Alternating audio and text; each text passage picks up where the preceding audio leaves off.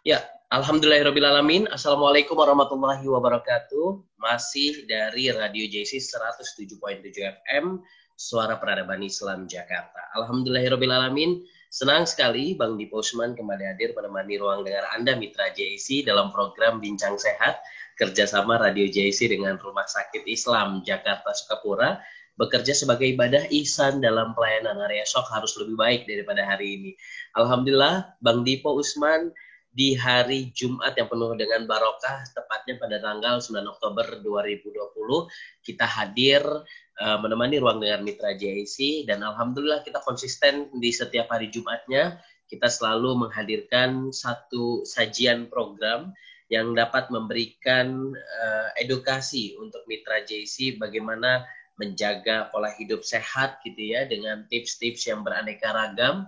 Tentunya ini tidak lain dan tidak bukan untuk selalu menjaga kesehatan kita agar kita tetap stamina-nya kuat, Mitra JC. Apalagi di tengah-tengah pandemi COVID-19 yang nampaknya bukan semakin menurun tapi semakin naik. Nah, alhamdulillah hari ini kita akan bicara bersama Ibu Mahyeni. Beliau ini adalah ahli gizi dari Rumah Sakit Islam Jakarta Sukapura yang akan mengupas tuntas berbagai persoalan mengenai stunting. Nah, ini bagaimana kita juga sebagai orang tua untuk senantiasa bisa menjaga pola makan hidup kita, tentunya dengan kacamata ahli gizi agar anak-anak kita selalu sehat walafiat dan tentunya terhindar dari yang namanya stunting. Seperti apa sih stunting itu? Penyebabnya apa? Nanti kita langsung bersama Ibu Mahyeni, ahli gizi Rumah Sakit Islam Sukapura, yang akan membahas dan kupas tuntas mengenai persoalan ini.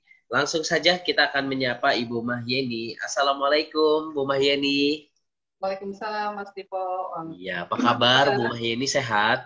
Alhamdulillah. Alhamdulillah, senang sekali Bang Dipo Usman akhirnya bisa kembali lagi. Bu Mahyeni, yang sebelumnya kita juga sempat bertemu ya, tanggal 2 September, tepat pada keharian anaknya Bang Dipo nih di Rumah Sakit Islam Sukapura. Bu Mahyeni, terima kasih banyak sudah bergabung hari ini tentunya di program Bincang Sehat, dan ini amat sangat penting informasi ini agar kita ini bisa melakukan tindakan preventif terutama bagi orang tua agar senantiasa anak kita tuh tumbuh dalam keadaan normal dan sehat. Nah, untuk itu sebelum kita memulai tema kita hari ini, kami persilakan dulu Ibu Mahyeni untuk menyapa mitra JC. Assalamualaikum warahmatullahi wabarakatuh. Bagi Waalaikumsalam. semua, apa kabar di Jumat yang barokah indah dan penuh barokah ini ya, Mas Dipo? Pada kesempatan kali ini, saya akan membahas tentang stunting. Apa itu stunting? Penyebab, dampak, dan apa sih yang harus dilakukan ketika kita menemui anak yang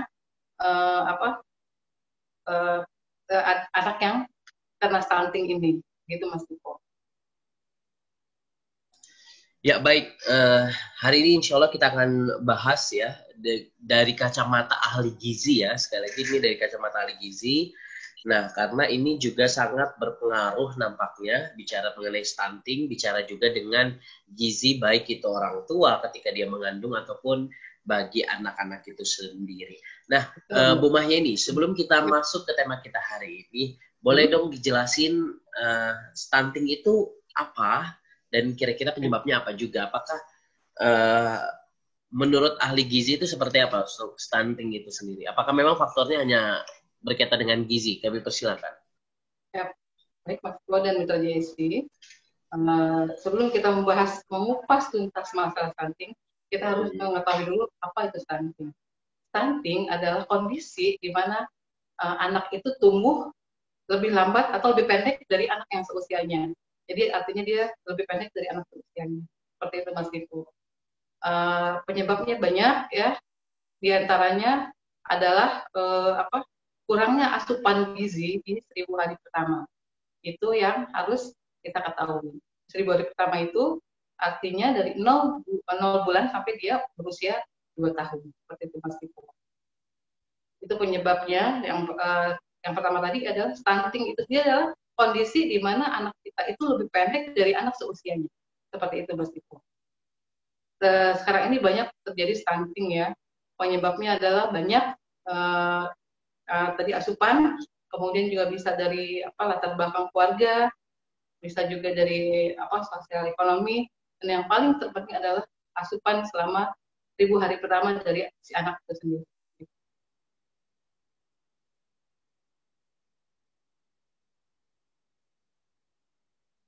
Ya baik, artinya gini ya Bu Mayeni ya, kalau kita bicara stunting di Indonesia ini juga menjadi salah satu upaya pemerintah gitu ya untuk senantiasa mengurangi mengenai pencegahan, mengurangi angka stunting di Indonesia, karena upaya pencegahan dan penurunan angka stunting di Indonesia bukan hanya menjadi urusan pemerintah semata, tapi seluruh elemen bangsa harus terlibat dan berperan aktif di dalam memerangi stunting di Indonesia.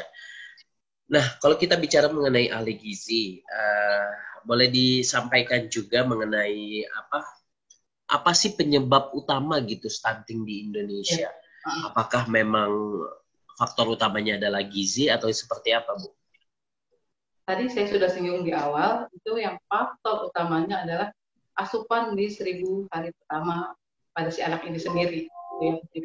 Artinya pada saat dia baru dilahirkan sampai dia 2 tahun ke depan, itu adalah masa-masa emas yang benar-benar anak itu harus diperhatikan masalah dari kebersihannya juga, dari asupannya, terutama asupannya itu benar-benar harus benar-benar ditekankan sama ibunya, harus dijadikan skala prioritas, karena kalau dia dalam pertumbuhannya itu baik, dia akan merupakan aset orang tua, juga aset negara. Barangkali dari di antara anak-anak yang lahir itu adalah jadi pemimpin bangsa kita di masa yang akan datang. Makanya untuk asupan itu benar-benar dijadikan utama sama orang tua, seharusnya seperti itu, Mas. Tapi sayangnya pada ibu-ibu ya, ibu-ibu yang baru punya bayi itu hal inilah yang menjadi kendala sebenarnya, Mas Iko ya.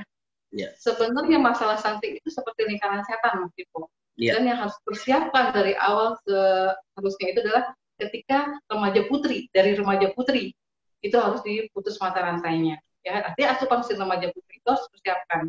Dia harus makan yang baik, kemudian dia harus tahu hygiene yang baik, gimana ketika saat persiapan hamil, pada saat kehamilan, pada saat yang melahirkan, itu seperti apa harusnya dia mengurus si anaknya itu sendiri. Jadi seperti itu, Mas Eko. Jadi dari awalnya itu mata rantainya harus diawali kalau mau diputus dari remaja putri, dipersiapkan dia sebaik mungkin nanti jadi ibu itu harus seperti apa gitu. Dari dia mulai remaja, dewasa, menikah, kemudian dia hamil, melahirkan, dan membesarkan si anak, seperti itu, Mas Eko. Jadi benar-benar bukan cuma asupan si anaknya sendiri, dari awal persiapan kehamilan harus sudah dipersiapkan nih si ibunya untuk membentuk anak ini, jadi nanti anaknya gizi yang baik, hygiene-nya cukup, jadi seperti itu. Kalau misal tidak dimulai dari si ibunya, cuman bisa menekankan pada gizi si anak, itu tidak akan terputus itu mata rantainya, Mas. Jadi dari awalnya dulu kita flashback dulu, ini harus apa dulu yang dilakukan, baru nanti ada si anak kita perlakukan seperti apa harusnya gizi yang harus diberikan, seperti itu, Mas. Karena dampak dari stunting itu sendiri adalah tingkat kecerdasan anak, kemudian daya tahan tubuhnya jadi tidak baik, kemudian dia jadi tumbuh tidak seperti teman-temannya, harusnya di usianya 2 tahun dia udah 110, dia masih di angka di bawah 100, seperti itu. Kan juga terlihatnya dia tidak, wah anak saya kok lebih kecil, kenapa anaknya lebih tinggi, itu efek dari stunting seperti itu, Mas Eko. Dan yang paling bahaya itu yang ada dia mudah sakit, dan kalau sakit pun dia akan sulit sembuh karena dari asupan awalnya memang tidak baik, begitu, Mas Eko. Oke. Baik, jadi kalau kita bicara tentang stunting itu, jadi lebih didefinisikan sebagai kondisi di mana tubuh gagal tubuh ya, dan dipengaruhi juga oleh beberapa faktor ya. Tadi sudah jelasin. Grow up ya, artinya seperti itu. Iya, termasuk juga kecukupan nutrisi anak, anak dan orang tua itu sendiri. Dan Mitra Jesi sebenarnya banyak banget gitu pada dasarnya ada banyak faktor yang menyebabkan seorang anak ini menderita stunting, seperti tadi sudah dijelaskan oleh Ibu Mahyani mengenai kurangnya asupan gizi seimbang dan tinggal di lingkungan jauh dari kata bersih seperti itu. Nah, sebaiknya apa yang dilakukan oleh seorang ibu, Bu Mahyeni gitu ya, untuk kita bisa melakukan tindakan preventif tadi gitu. Ada tips dan triknya nggak kira-kira? Ya, oke, Mas Dipo. Jadi tadi kan menekankan pada sisi ketika anak lahir berarti ya. Oke lah, ibunya nanti udah dipersiapkan nih ya. Jadi ketika anak lahir harus apa yang dilakukan? Yang pertama, ibunya gizinya cukup ketika dia menyusui ya. Kemudian tingkat hygiene sanitasinya juga harus diedukasi ya. Terus dilaksanakan dalam kehidupan sehari-hari. Dan anak harus diberikan ASI, selama 6 bulan itu adalah makanan terbaik si anak. Karena ASI sudah diteliti sama berbagai ahli ya, dia memang ASI ini mengandung nilai gizi yang sangat tinggi dibanding dengan supor ya. Bahkan kalau dilihat di bawah mikroskop itu, misalnya di susu formula itu cuma mengandung 1-2 zat gizi. Kalau di ASI itu subhanallah, memang Allah sudah mempersiapkan ketika si ibu hamil, terus produksi susunya sudah dipersiapkan, dan tambah banyak ketika ibunya sudah melahirkan terus menyusui, ditambah lagi dengan makanan yang bergizi pada saat ibunya sudah melahirkan, itu adalah nanti jadinya si ASI-nya sendiri jadi ASI yang benar-benar baik Mas Diko, dan akan tambah produknya tambah baik, kualitas itu tambah baik. Jadi dari mulai ibunya dulu makannya, kemudian ibunya makan yang bergizi ya dengan sayur-sayuran yang cukup. Seperti kemarin saya mau mengedukasi istri Mas Dipo ya, seperti itu saya mengatakan juga, makanya kenapa ibu yang menyusui itu benar-benar harus diedukasi bagaimana harus makannya, bagaimana harus kecukupan gizinya, tidak sembarangan makan. Boleh makan makanan yang bergizi, tidak mengabaikan telur, ikan, ayam. Kadang-kadang takut anaknya alergi, takut sayangnya lukanya tidak sembuh. Itu sebenarnya hanya mitos. Justru pada ketika ibunya menyusui dan perbaikan pada saat dia sesudah melahirkan, baik secara normal maupun sesar, disinilah gizi yang terbaik dipersiapkan agar ASI-nya itu boosternya tambah banyak dan tambah berkualitas, seperti itu Mas Dipo ya. Dan yang satu lagi yang harus diketahui sama ibu-ibu muda nih ya, agar tercegah stunting pada anaknya adalah MPASI pada 6 bulan pertama saat dia mulai makan. Itu benar-benar harus dipelajari seperti apa harusnya, makanannya seperti apa, mula-mulanya seperti apa, bertahap sampai dia benar-benar makan usia setahun itu seperti makanan kita dewasa, cuma jumlahnya lebih sedikit. Gitu Mas Dipo. Oke, baik. Itu pencegahannya. Jadi pencegahan stunting itu dilakukan dengan upaya. Tapi ibunya dulu gizinya. Iya, Bu Maya ini ada yang bilang kalau untuk pencegahan stunting itu dilakukan dalam waktu kurang lebih 1000 hari pertama gitu. 1000 hari pertama kehidupan bagi anak-anak itu. Nah, ini kenapa harus 1000 hari gitu? Karena itu masa-masa emas pada si anak. Jadi pembentukan otaknya, pembentukan motoriknya, pertumbuhan tumbuh kembangnya, tulangnya, semua otot-otot itu berkembang dari 0 tahun sampai usia 2 tahun. Itu masa emas banget. Makanya untuk setiap orang tua di usia inilah anak persiapkan, di usia inilah makanan-makanan yang bergizi, tidak harus mahal Mas Dipo. Tempe pun itu gizinya tinggi ya.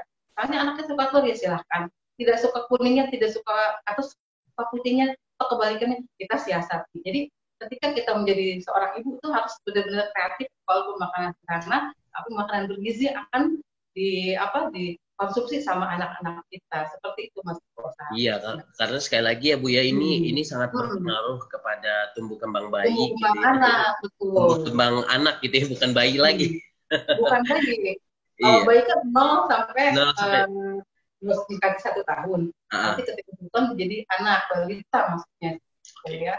Balita 2 sampai 3 tahun, 3 sampai 5 tahun kan dia dibagi-bagi itu, ya. Motoriknya beda, cara dia berpikirnya beda, cara perlakuannya beda, seperti itu. Gizinya pun berbeda. Oke.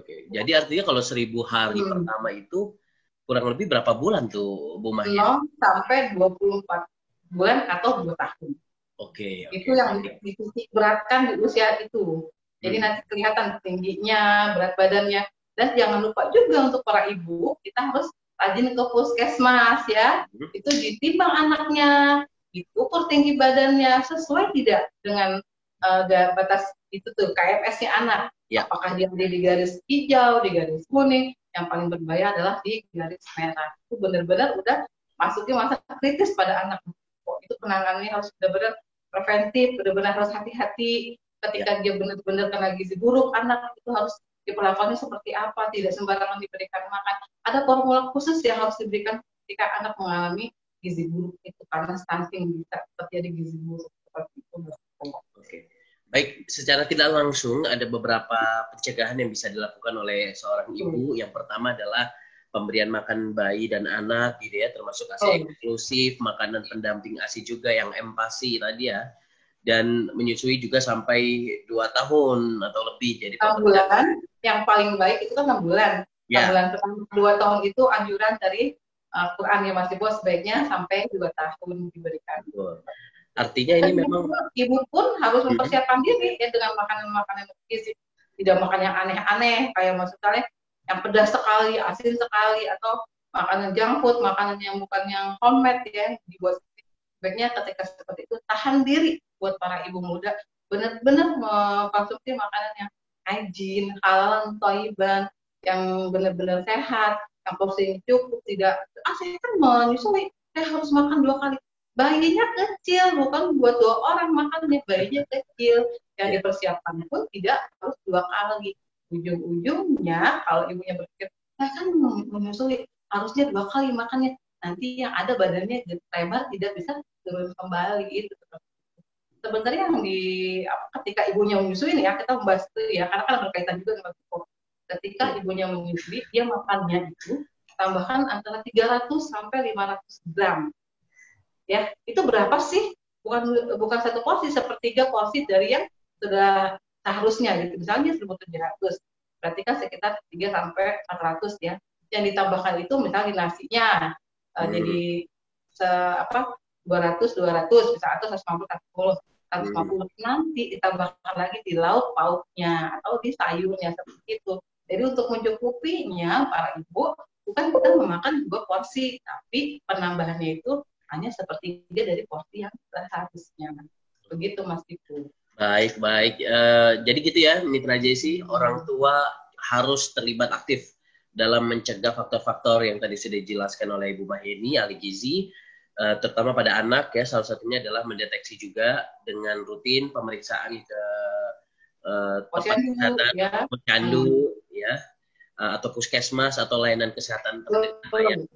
Kemudian pemberian gizi yang baik bagi bayi bisa dimulai dengan memberikan air susu ibu ataupun ASI eksklusif itu menjadi selama 6 bulan.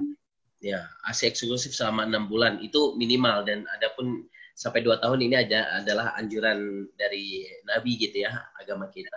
Baik, Bu Mahyeni, kalau ada kasus semacam stunting, nah kira-kira yang salah itu siapa? Apakah ibunya kah, atau memang anaknya gitu, atau anaknya yang dimaksud itu bukan salah anaknya sih, lebih kepada memang udah dari sananya gitu, gennya atau apa gitu. Oke, Mas Dipo, untuk saat ini kita tidak bisa saling tuding salah ini, salah itu, salah ini. Ini sebenarnya tanggung jawab semuanya kalau udah terjadi stunting. Makanya tadi saya bilang kenapa harus mendatangi posyandu, nanti posyandu akan melaporkan kalau di rumah apa puskesmas kalau terjadi stunting atau bahkan lebih buruk lagi gizi kurang atau lebih gizi buruk, puskesmas akan memantau Mas Dipo. Saya pernah sebagai contoh kasus ya, waktu saya D3 ya, saya punya pasien di tempat saya PKS itu benar-benar gizi buruk, usianya kalau nggak salah itu sudah masuk 7 tahun, tapi itu berat badannya benar-benar under sampai tulangnya itu kelihatan di fotonya ya. Itu penanganannya itu sampai ke RSCM dari fotonya itu. Jadi dia benar-benar ngeling semua. Jadi dari posyandu, puskesmas melaporkan hal ini pada pihak yang lebih tinggi lagi, itu penanganannya langsung dari rumah sakit besar. Karena kan ini benar-benar harus ditindaklanjuti. Karena kan anak-anak ini semua aktif banget sama Mas Tipo. Kalau dia mengalami gizi buruk seperti stunting lah contohnya, itu kan bisa untuk kedepannya gimana nanti menjadi pemimpin kalau manusianya tidak sehat secara fisik, kan berakibat juga pada secara kecerdasannya. Jadi pemimpin kita seperti apa nanti kalau misalnya diurut-urutin seperti itu gitu Mas Iko. Jadi emang tidak harus menyalahkan, tapi diperbaiki. Mulainya tadi dari awalnya, dipersiapkan ketika remaja putri. Ini tugas kita sebenarnya, tugas kita sebagai orang kesehatan. Kemudian ketika dia menjadi seorang ibu yang menyusui, ibu yang membesarkan anak-anak balita, dari situ semuanya benar-benar dibenahi. Jadi semuanya tanggung jawab bersama. Dan harus ada kemauan si ibu itu sendiri untuk posyandu. Itu lagi sekali lagi, kalau sudah di rumah datanglah, ya kan, apa salahnya cuma ditimbang, dilihat, bukan cuma nimbang sama buku tinggi badan, nanti dilihat perkembangannya ini anak ada di garis mana. Kalau ada di garis aman, garis hijau ya nggak apa-apa, tapi kalau udah di garis kuning, apalagi di garis merah, itu kan sudah perlu penanganan yang benar-benar harus intensif pasti kok. Jadi dia bisa kembali ke berat badan semula. Dan alhamdulillah pada kasus yang saya PKL itu kepala puskesmas kepala gizinya itu benar-benar dia mau turun gitu, sampai berat badan anak itu seperti semula lagi Mas Dipo. Kalau nggak salah itu hampir setahun dia benar-benar dari awal banget dia nanganinnya, karena merasa bertanggung jawab seperti itu. Tanggung jawabnya bukan tanggung jawab siapa, tanggung jawab semua. Tidak bisa menyalahkan salah si ibu, salah si ini. Jadi semua harus bertanggung jawab. Termasuk juga pemerintah ya Bu Maheni ya dalam hal ini. Makanya tadi ada jenjangnya. Puskesmas, ke puskesmas nanti melaporkan lagi. Jadi rumah sakit besar lah yang akan menangani seperti kasus yang pernah ditemui. Ya. Baik, Bu Mayeni, kalau kita bicara di masa sekarang, masa pandemi COVID-19, nah apa yang menjadi satu masalah bagi gizi, terutama anak yang baru lahir, bicara tentang stunting? Ada perbedaan nggak? Kenapa? Ada perbedaan nggak, Bu Mahyeni? Kalau di masa pandemi seperti ini? Di pandemi ini, kalau penanganan ini masih tetap sama. Cuman untuk situasinya itu yang harus kita kondisikan. Karena kondisi seperti ini, ya sebaiknya ya tetap di rumah gitulah, ya. Tetap mempersiapkan diri untuk ibunya dengan asupan yang baik, makanan yang baik. Jadi nanti asinya berkualitas, berlimpah, itu yang paling penting. Iya, karena kan kalau ini bisa sharing ya di tengah-tengah masyarakat kita bicara mengenai ke posyandu, ke puskesmas kan, sementara kita jangan dulu deh, tetap di rumah dulu aja, jangan ke tempat kesehatan kalau memang, termasuk juga ke posyandu, jangan kalau memang tidak terlalu penting gitu ya. Ini kali ya Bu Mahyeni yang menjadi masalah. Kalau Bu Mahyeni melihat seperti ini seperti apa? Seperti kan berarti tinggal di Bekasi, Pak. Ya. Kalau untuk posyandu tetap jalan tempat kami ya. Berjalan ya, mungkin hanya beberapa tempat aja ya. Mungkin buat zona-zona Mas Dipo, nih zona merah, kayak di rumah saya zona merah, zona hijau, itu jarak hijau. Kan bisa aja ditempatkan di zona hijau, jadi tetap anak terpantau, ya. Terus tugas posyandu tetap berjalan, jadi seperti itu. Paling memetakan zona-zonanya aja Mas Dipo, jadi tetap ada pantauan terhadap si anak. Seperti itu. Karena sekali lagi ini sangat penting ya bagi tumbuh kembang anak gitu ya. Karena anak kan terpantau. Kalau nanti dia tunggu pandemi mau sampai berapa lama dia tidak proses seperti itu ya harus yang tadi sudah disebutkan oleh Bu Mahyeni kan termasuk juga PHBS ya, perilaku hidup bersih dan sehat. Karena dua hal itu yang jadi asupan dan hygiene dan sanitasi untuk masalah stunting yang harus diperhatikan sekali. Baik, Bu Mahyeni, sebelum kita masuk ke sesi tanya jawab nih, karena udah beberapa mitra JC juga yang bertanya melalui SMS dan ada juga yang bertanya melalui IG Story dari Rumah Sakit Islam Jakarta Sukapura. Nah, kalau kita bicara tentang protein yang berkualitas itu kan perlu dilakukan gitu ya bagi si anak. Nah, yang dimaksud protein di sini apa Bu Mahyeni? Apakah susu kah yang dapat membantu memasok kebutuhan protein dan lemak? Nah itu apa? Ah, Yang baik untuk menjaga anak biar lebih sehat lagi. Oke. Saya mengawali dengan protein dulu ya. Protein itu Ya. ada dua pokok. Yang sumbernya dari hewani dan bersumber dari nabati. Ya, hewani itu ya telur, daging, ikan, ayam ya. Kemudian yang hewani dari kacang-kacangan seperti telur tempe ya, atau kacang-kacangan yang kacang merah ya yang bisa konsumsi, atau kacang tunggak dan kacang-kacangan yang kita kenal di masyarakat seperti itu Mas. Kemudian kalau untuk anak ya tadi seperti saya katakan lagi, jadi kita nih mau menanyakan si anak misalnya protein ya, atau seberapa sih anak harus konsumsi protein sesuai kebutuhannya. Misal anak usia 6 bulan itu ada ya, dia kan mulai makan cuma paling kebutuhan proteinnya paling banyak 15 sampai 20 gram ya. Itu paling tahu ya, tahunya sedikit, telur atau dagingnya tidak seperti orang dewasa, seperti itu aja, tetap makanan orang dewasa, cuma jumlahnya yang tidak banyak yang kita konsumsi. Ketika usia meningkat, bertambah lagi, makin bertambah usia, bertambah lagi. Ketika dia sakit, itu akan berbeda ya, harus ditambahkan kalorinya. Jadi kalori kan berarti pengaruh protein.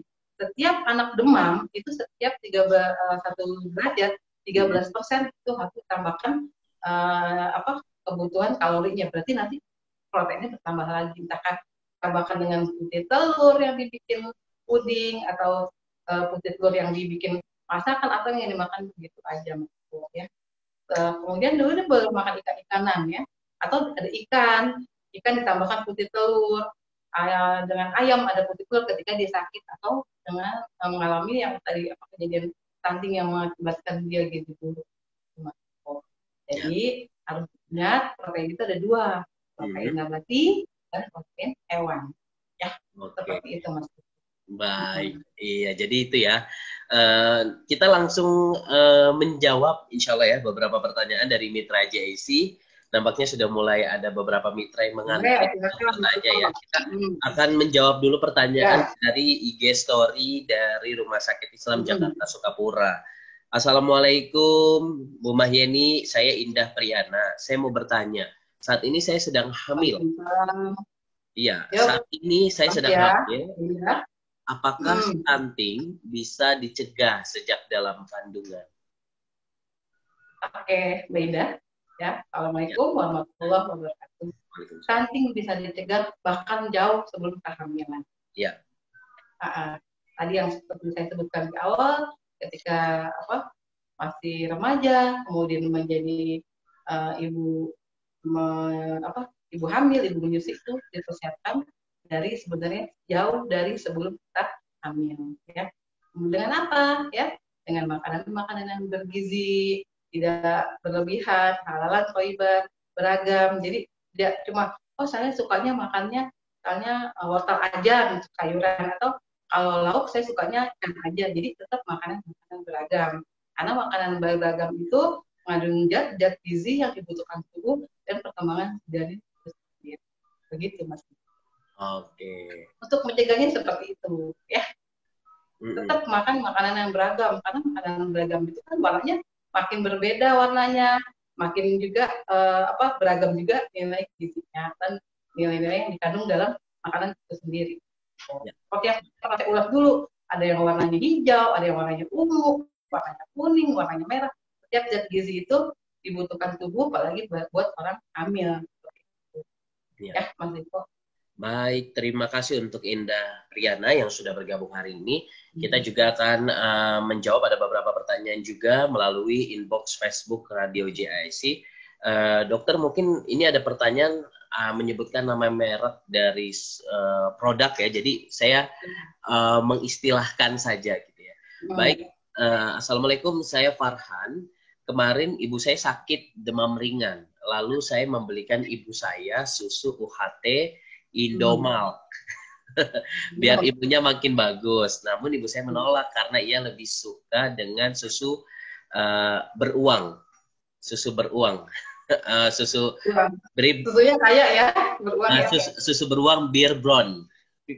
Oh, Karena beruang. karena ia lebih percaya susu beruang lebih menyehatkan. Nah, yang saya ingin tanyakan, apakah benar susu beruang kandungan gizinya itu lebih menyehatkan dibandingkan susu UHT lainnya? Dan apakah kandungan vitamin dan mineralnya itu lebih baik dibanding susu UHT lainnya? Ya, itu aja. Mas. Waalaikumsalam Mas. Oh ya, satu lagi katanya susu beruang bisa menyembuhkan ketika sakit apa enggak? Dari kacamata ahli gizi aja silakan dijawab Bu Mayani. Waalaikumsalam warahmatullahi wabarakatuh. Mas Farhan ya? Iya, betul namanya. Farhan. Ya, saya menyinggung susu UHT dengan susu beruang ya.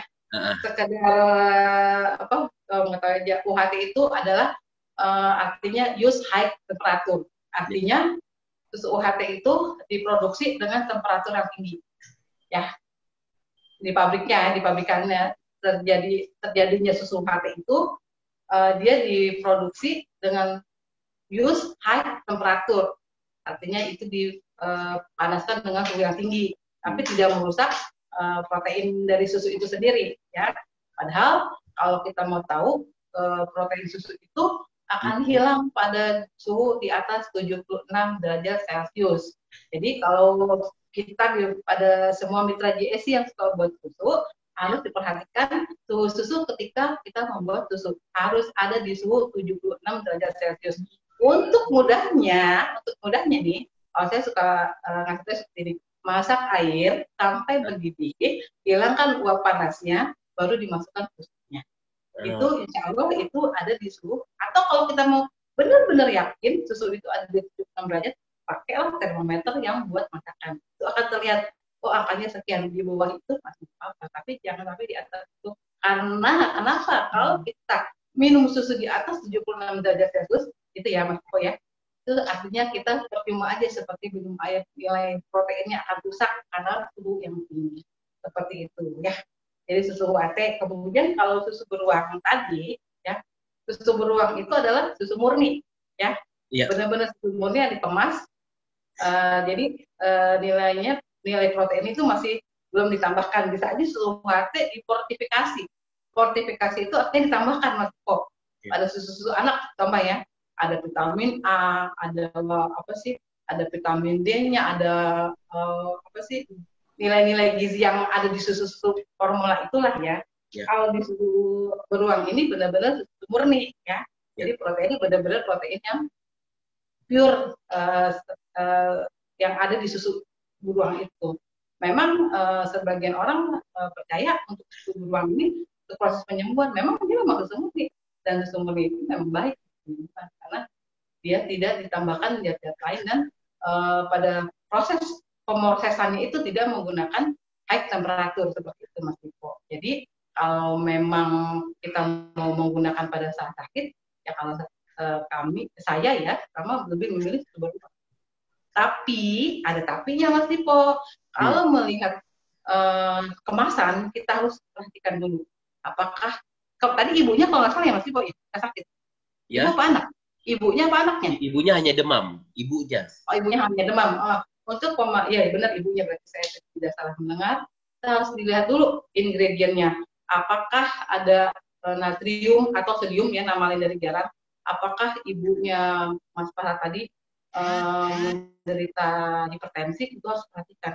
Karena pada susu beruang kandungan garamnya cukup tinggi. Jadi kalau untuk yang punya hipertensi harus benar-benar perhatikan yang seperti itu ya. Oke. Baik, terima kasih Pak. Ya. Seperti itu Mas Ibu. Mudah-mudahan apa yang saya berikan jawaban pada Mas Farhan tidak bermanfaat ya juga buat Iya. Baik, terima kasih Mas Farhan. Nampaknya jawabannya tadi sudah dijawab oleh Bu Mayani, ahli gizi dari Rumah Sakit Islam Jakarta Sukapura. Baik, kita akan menyapa kembali ini dari Rahmawati. Assalamualaikum warahmatullahi wabarakatuh, Bu Mayani. Iya, Bang Dipo, semoga sehat selalu di pagi hari ini. Saya mau bertanya sama ahli gizi. Anak saya bulan depan mulai empasi. Pertanyaan saya, sebaiknya untuk awal empasi itu sehari makan berapa kali Bu Mahyeni. Ya. Yang kedua, waktu ASI saya tidak ada pantangan makan. Waktu ASI saya tidak ada pantangan makan. Baik juga tidak ada tanda alergi. Apakah mungkin waktu MPASI nanti bisa timbul alergi makanan? Iya, kebetulan saya dan suami tidak ada alergi makanan. Ya, kami ini berarti Ibu Rahmawati sedang mempersiapkan ASI ya Mas Diko. Ya. Ibu Rahmawati, Assalamualaikum warahmatullahi wabarakatuh. Alhamdulillah ya, selamat ya Bu, anaknya sudah MPASI. Ya. Untuk pemberian MPASI sendiri, kita harus berhati-hati. Pemberiannya pun benar-benar bertahap. Ya, bertahap, jadi nggak buru-buru. Anaknya suka, saya pengen kayak orang-orang, ada salmon gitu, ya, ada brokoli. Ya. Kalau untuk awal-awal, harus benar-benar pengenalan dulu pada si anak. Yang pertama, bikinnya tidak banyak-banyak, konsumsinya juga boleh 3 kali, tapi jumlahnya tidak banyak gitu ya Mas Bo. Artinya kan masih ASI. MPASI itu hanya pendamping ya, tetap ASI diberikan artinya.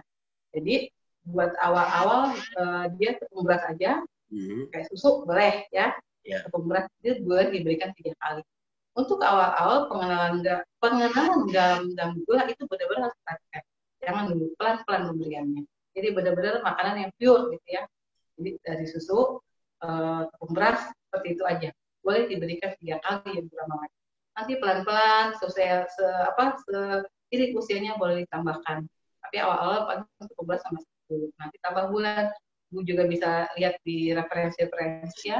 Bahkan di Google nggak mesti googling seperti apa MPASI harus ada tahapannya dan tidak buru-buru diberikan makanan yang daging dulu, tidak seperti itu, harus bertahap, sabar ya, ada tahapannya karena si anak kan juga mengenal, kita coba dulu sama si anaknya menerima atau tidak, nanti punya seperti apa bisa diperhatikan gitu ya Mas Diko. Benar-benar kalau hati-hati ketika pertama kali memberikan.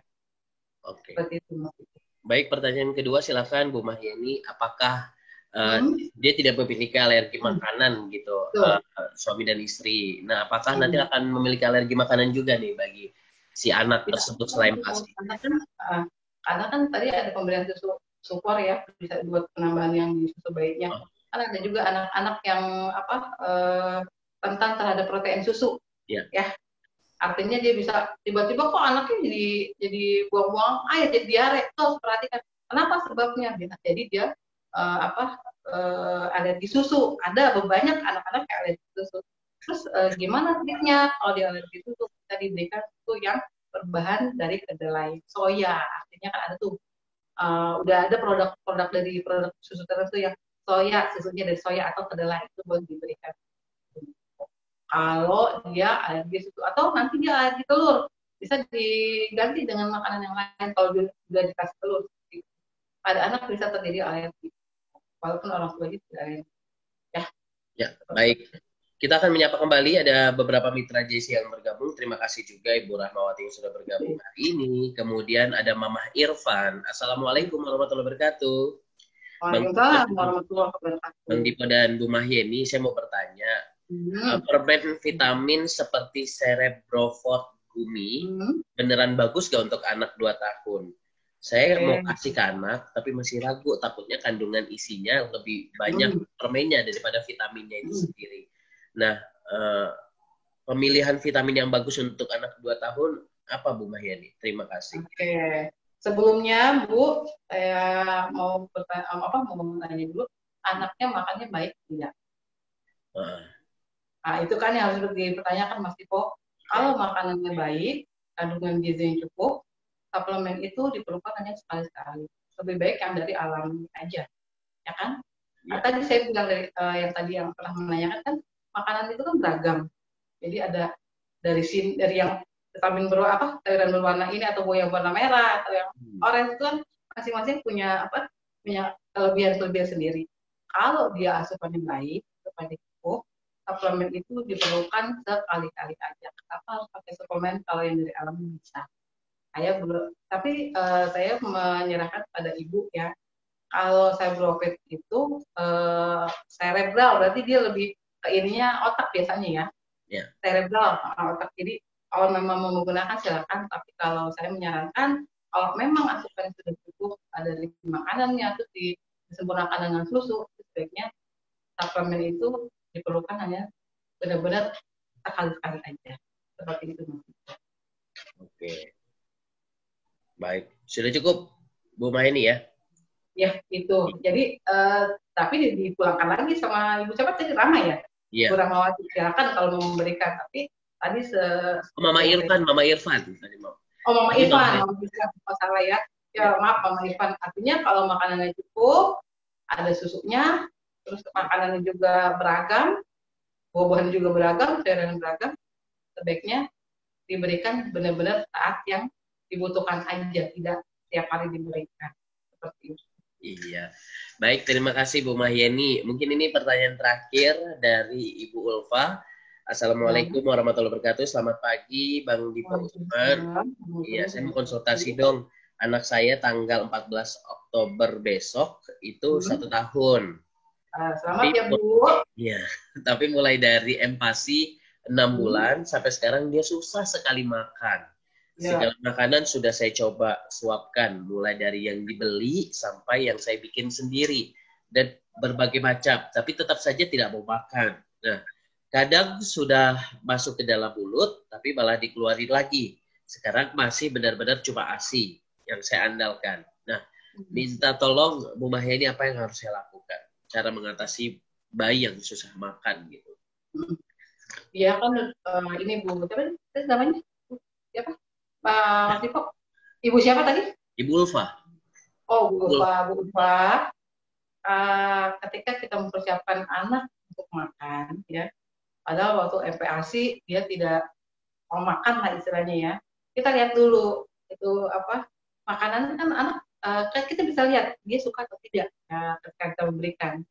Mungkin dia bosan dengan makanan yang kita berikan atau variasinya kurang seperti itu ya. Dan ketika dia masuk usia 1 tahun, yaitu boleh diberikan makanan yang seperti kita orang dewasa, tapi sekali lagi diberikan sesuai dengan kebutuhan dia, tidak banyak seperti makanan dewasa.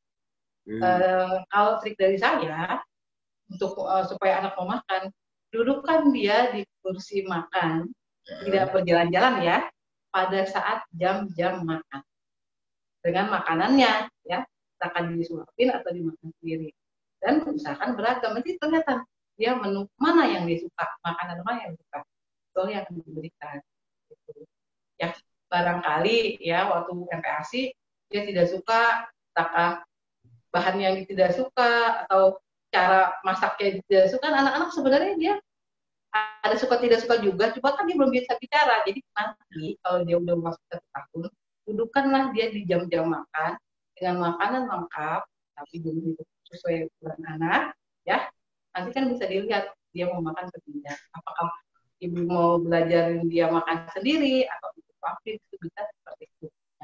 Dan tidak dibawa jalan-jalan seperti itu. Dudukkan dia setiap jam makan di kursi seperti itu. Mau tidak mau, suka tidak suka, dia diberikan pelan-pelan. Jadi nanti dia terbiasa dengan jam makan dan juga lihat makanan yang beragam seperti itu. Atau makan bersama dengan keluarga.